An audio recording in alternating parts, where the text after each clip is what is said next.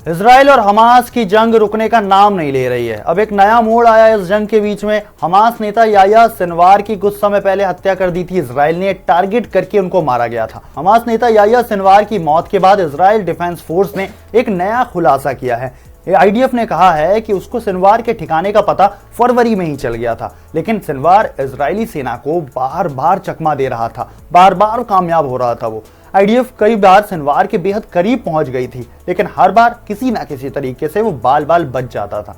Israeli सेना ने 16 अक्टूबर को किए गए एक ऑपरेशन में सिनवार को मार गिराया था। सेना के पास ये पहला मौका नहीं था जब सेना उसके इतने करीब पहुंच गई हो। बयान में कहा गया कि सेना को कई बार उसकी लोकेशन ट्रेस हुई, कई बार उसके लोकेशन की जानकारी मिली, सूत्रों ने बहुत उसकी सटीक लोकेशन दी, लेकिन जैसे ही सेना वहां पर पहुंचती वहां से वो दूसरी जगह फरार हो जाता, फिर तीसरी जगह चला जाता। 7 अक्टूबर के हमले के बाद से सिनवार खान यूनिस में एक अंडरग्राउंड बंकर में रह रहा था। इजरायली सेना की कार्रवाई बढ़ने के बाद वो यहां से भी फरार हो गया था। फरवरी में पता चला कि सिनवार गाजा के खान यूनिस में एक बंकर में रह रहा है। उसने साथ ही 6 इजरायली बंधकों को भी अपने पास कमरे में रखा हुआ था, ताकि जिससे वो आईडीएफ को ब्लैकमेल कर सके। खान यूनिस में जब आईडीएफ की कार्रवाई बढ़ी तो उसने ठिकाना बदला और रफा इलाके में तेल सुल्तान अंडरग्राउंड कॉम्प्लेक्स में छिप गया।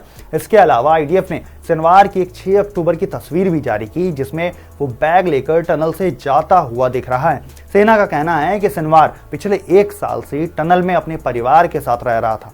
आईडीएफ ने अपने बयान में कहा कि जब इजरायली सेना ने राफा और पूरे गाजा को घेर लिया तो सिनवार ने गाजा से भागने का प्लान बनाया था। आईडीएफ का दावा है कि गाजा से भागने के लिए कुछ मौके पर सिनवार बाहर निकला था। हालांकि सिनवार की मौत के बाद आई तस्वीरों में सिनवार को मिलिट्री अटायर और साइड में गन लिए हुए देखा गया था। फिलिस्तीनी पक्ष का कहना है कि सिनवार किसी टनल में नहीं बल्कि लड़ाकों के साथ इजरायली सेना से सीधी जंग में गया था और उसी में उसकी जान चली गई। लेकिन इन सब को लेकर के आईडीएफ का कहना कुछ और ही है। खैर, इस पूरे मुद्दे को लेकर के आपकी क्या राय है, आप हमें कमेंट करके बता सकते हैं। बाकी ऐसी और वीडियोस को देखने के लिए सब्सक्राइब करें हिंदी खबर को।